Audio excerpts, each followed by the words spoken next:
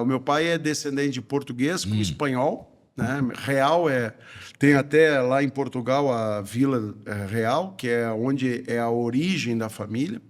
E a minha mãe é alemã, descendente de alemã. O Henk vem dela. O Henk vem da mãe. E o meu vô veio de Portugal, era uma família muito humilde, e ele vem num navio, a história conta que ele chegou de pé descalço, era uma situação muito pobre.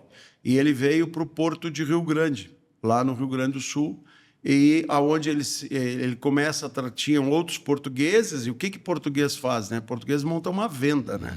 E ele monta um negócio, e o meu avô já era, esse tio do meu avô era um senhor de idade que tinha esse negócio, e o meu avô começou a trabalhar com ele. E dessa forma, o meu avô foi se criando nesse ambiente do negócio e acabou montando o seu armazém. Depois ele se tornou um importador e um exportador ao longo da sua vida. Meu avô teve 9 filhos, né? E com a minha avó, e eles tinham uma condição e ele foi crescendo como empresário. Imagina isso lá, meu avô, 1900,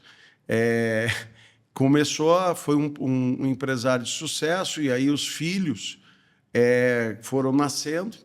E aí tem um episódio muito interessante, que o meu avô perde um filho, né? Por cólera. Cólera é difteria, né? Diarreia. E aí,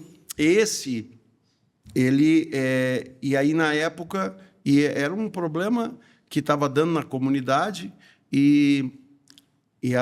era um vilarejo ali e ele ficava ali, um distrito, Capão do Leão, distrito de Pelotas.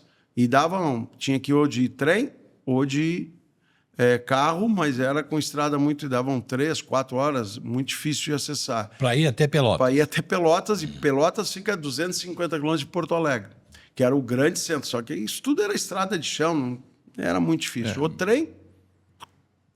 E aí o meu pai, depois desse guri, o outro filho dele, que faleceu, infelizmente, o outro filho adoece.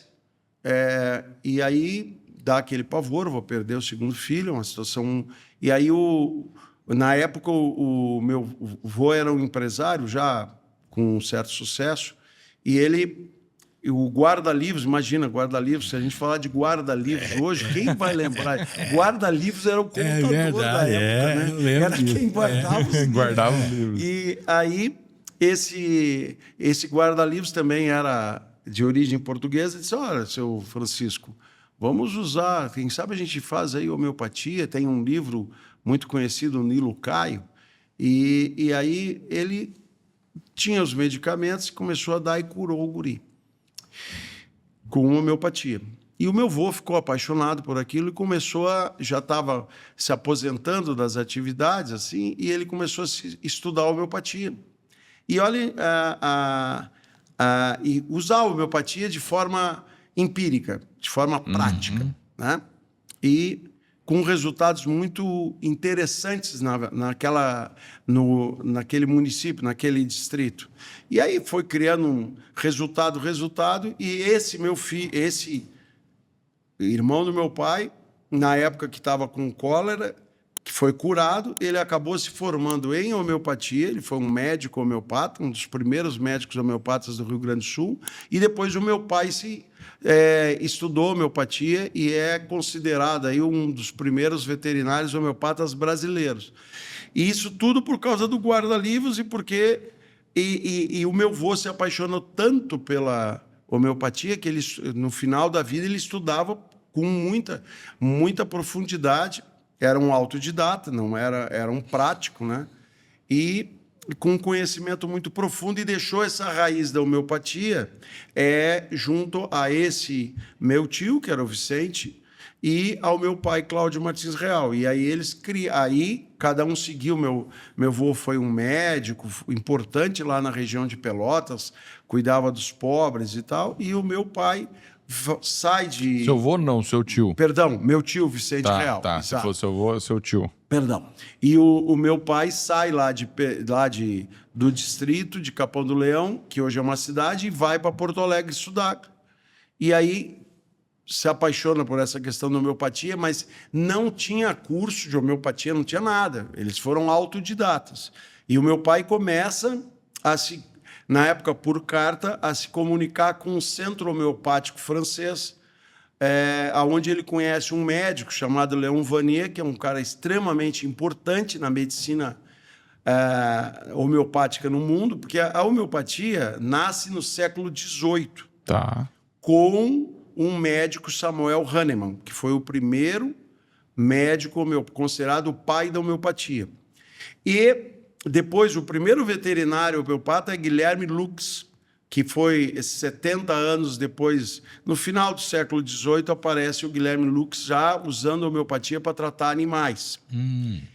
Isso lá na Europa. E a homeopatia dos dias atuais, ela começa lá atrás. Samuel Hahnemann foi um gênio quem criou a homeopatia, e que era esse médico.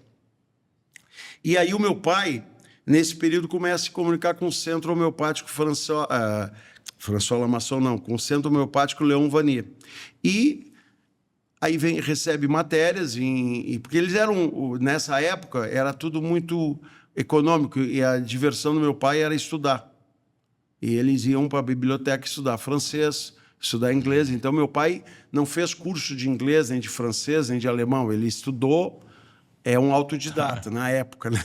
Imagina.